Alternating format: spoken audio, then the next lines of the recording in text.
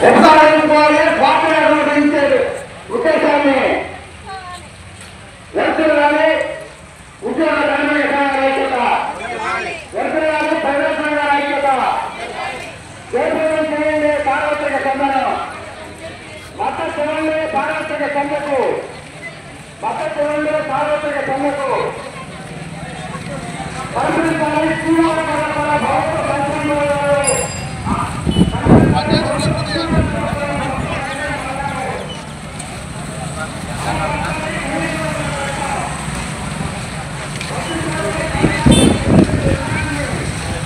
Corporate అమ్మేస్తా ఉంది కేంద్ర రాష్ట్ర ప్రభుత్వాలు.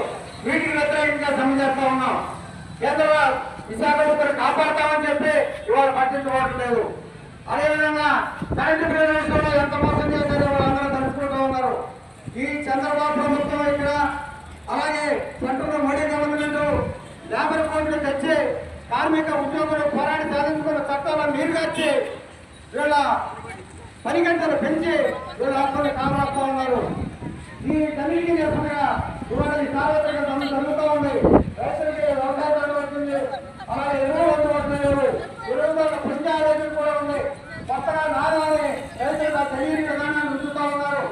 ఇవాళ 190 మంది ఓట్లతో గద్దెలెక్కి కేవలం కార్పొరేట్లకు దేశ సంపదనంతో పెట్టే పార్టీలకు వ్యతిరేకంగా వాళ్ళ దుర్మార్గమైన విధానాలకు వ్యతిరేకంగా వాళ్ళు సార్వత్రిక సమ్మె కార్పొరేట్ సంఘాలు, కాంట్రాక్ట్ అవసరం ఉద్యోగులు అందరూ కూడా పంచాయతీల్లో, మున్సిపాలిటీల్లో, నగర కార్పొరేషన్ లో పనిచేసే పారిశుద్ధ్య కార్మికులు దాదాపు ఎక్కడమే కష్టంగా ఆధారపడే పనిచేసే వాళ్ళు అందరూ కూడా ఈ సార్వత్రిక సమ్మె దీంట్లో భాగస్వాములు అయి ఉన్నారు అన్ని సంఘాలు. కనుక ఈ సమ్మె జయప్రదం చేయాలని ఎందుకో పోతా ఉన్నాం. సార్వత్రిక సమ్మెను జయప్రదం చేయాలని చెప్పి ఈరోజు వంతెన సెంటర్ నుంచి ప్రజా ప్రదర్శన కొనసాగింది. కానీ ఈ సమ్మెకు రకరకాల సెక్షన్ల ప్రజలంగా మద్దతు ఇవ్వాలని చెప్పి కోరుతూ ఇప్పుడు రైతు సంఘ నాయకులు ఆవుల బస్సు గారిని మాట్లాడాల్సిందిగా కోరుతా ఉన్నాం. ఈ రోజున దేశవ్యాప్తంగా కూడా 11 కార్మిక సంఘాలు తమ హక్కుల్ని కేంద్ర ప్రభుత్వం అణిచివేస్తుంది. దానికి వ్యతిరేకంగా ఇవాళ 11 సంఘాలు దేశవ్యాప్తంగా సమ్మెకి పిలుపునిచ్చారు.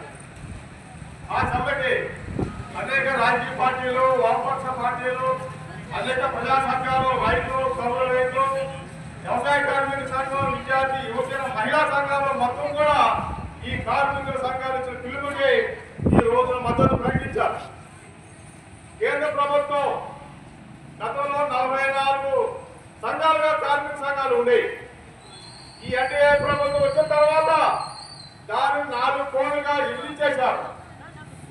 ఆ విభజన సాధనలో ఏమున్నాయంటే గత కార్మికులు గత 50 సంవత్సరాల నుండి పోరాడి అనేక హక్కులు సాధించుకున్నారు.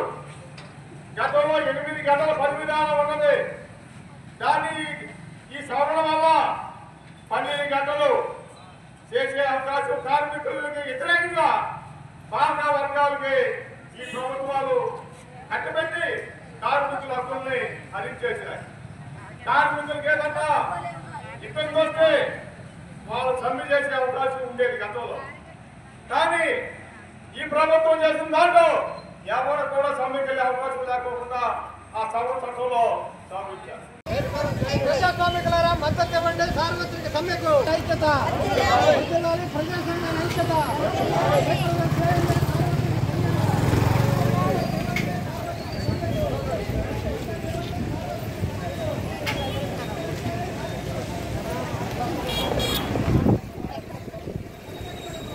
Gracias.